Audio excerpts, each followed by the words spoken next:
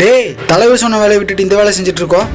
ஏய், இன்னைக்கு ஞாயிற்றுக்கிழமை சரக்கு அடிச்சுட்டு வீடு இருக்கலாம். நாளைக்கு திங்கக்கிழமை சந்தையில் வச்சு அவனை போடுறோம், தலைவர்கிட்ட போய் சொல்கிறோம், நல்ல பேர் எடுக்கிறோம். இந்த அடி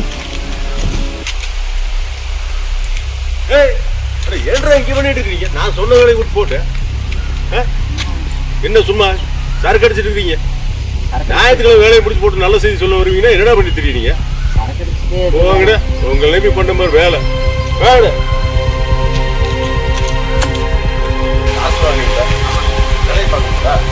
ஊர்ல அம்பலத்தை சுத்திட்டு அவனை கையில காலை முடிச்சு சொன்னா நீங்க வேலையை பண்ண. சாமி விடுங்க சாமி, நாளைக்கு திங்கக்கிழமை சந்தைக்கு வந்தே ஆகணும். அவனை அங்கேயே வச்சு போடுறோம், உங்க மூஞ்சில முடிக்கிறோம். போட்டு வந்து பாருங்க.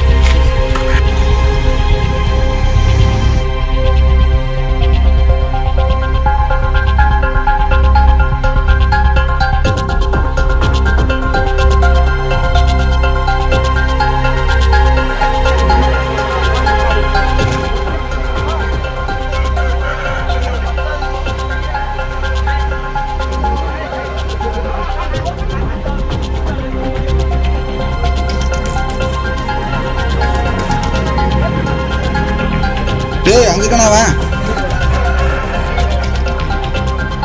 டேய், அங்க இருக்கான பாரு அவன். அந்த சைடு தான் வர்றான் வழி.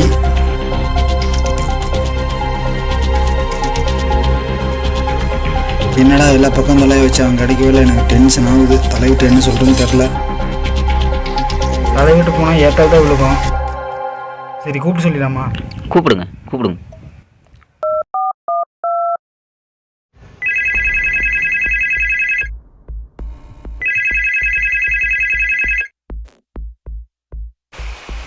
ஹலோ தலைவர், அவனை சந்தைக்குள்ளே தேடி பார்த்தங்க, அவன் கிடைக்கல, மிஸ் ஆகிட்டான். என்னடா அதான் ஞாயிற்றுக்கிழமை போடுறா ஃப்ரீயாக இருப்பான்னு சொன்னேன். சந்தை கிந்தே நீங்கள் அவனை கண்டிப்பாக போடுறான் தலைவரை. ஏலத்துக்கு முன்னாடி போடணும்டா. ஏலமே முடிஞ்சு அவன் எடுத்துட்டான்டா. அவனை போட்டு தான் உங்களை பார்ப்பாங்க தலைவரை. தலைவர் திட்டுறாரு. சரி வீரா, பார்த்துக்கலாம். அவனை எப்படியாவது போடுறோம்.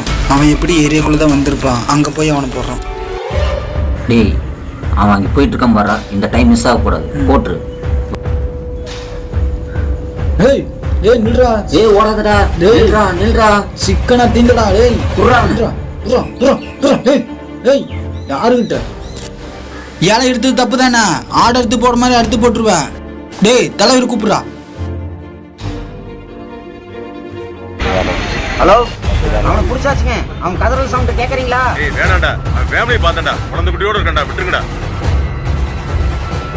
தலைவர் நல்ல மனசு காண்டி உனி விடுறாரு. போ, பொழைச்சு போ.